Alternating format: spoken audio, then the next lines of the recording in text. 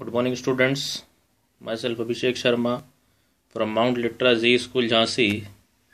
Students, we are continuing with 8th chapter of Business Studies of class 11th, and in today's class we will going to discuss about NSIC, DIC and incentives. So what is the government support in form of institution and incentive to the business which is performed at small scale and in rural and hilly area. So starting with NSIC, this was set up in 1955 with the view of promoting and fostering the growth of SSI in the country. Its main focus was to supply imported machine in easy installment, to procure and supply imported raw material, to export the products of SSI, to provide advisory and mentoring services, to provide technological assistance, along with developing a software technology part and technology transfer. Now DIC stands for District Industries Center. It was started on May 1st, 1978 to provide assistance to small scale industries at the district level. These centers provide all the promotional activities such as identification of suitable schemes, preparation of feasibility reports, arranging for credit. These centers promote entrepreneur attitude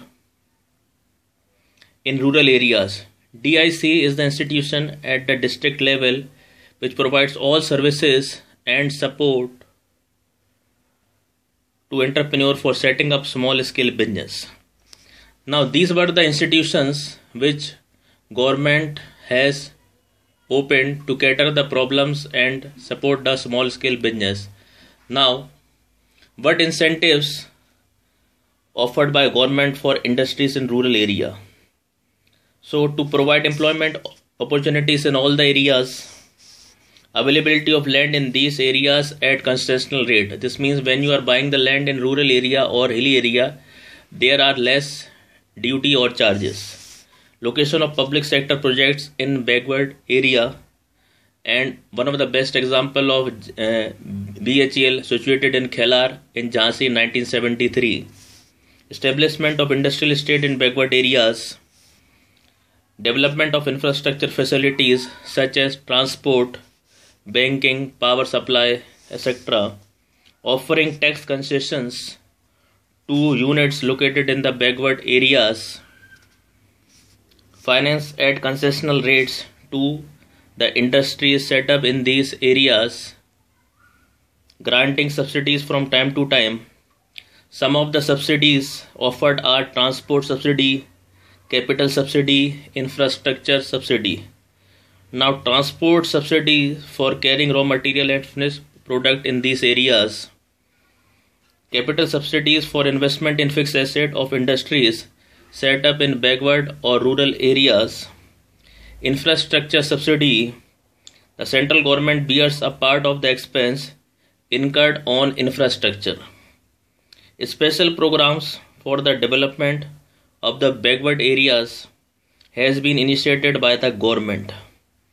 But after the independence, 1947, areas in our countries are developing, growing rapidly, no doubt, whereas some areas remains still backward and underdeveloped.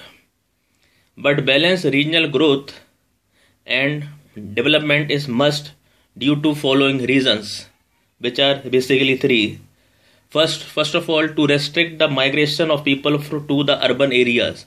Mostly people residing in a rural area are migrating to urban area for better search of incentive of employment and better wages. Second is to develop local skills and resources. We have to nurture and support local resources and skills. Then to provide employment opportunities in the rural area so that their migration will stop. So students, that's all for today's classes. Thank you and have a nice day.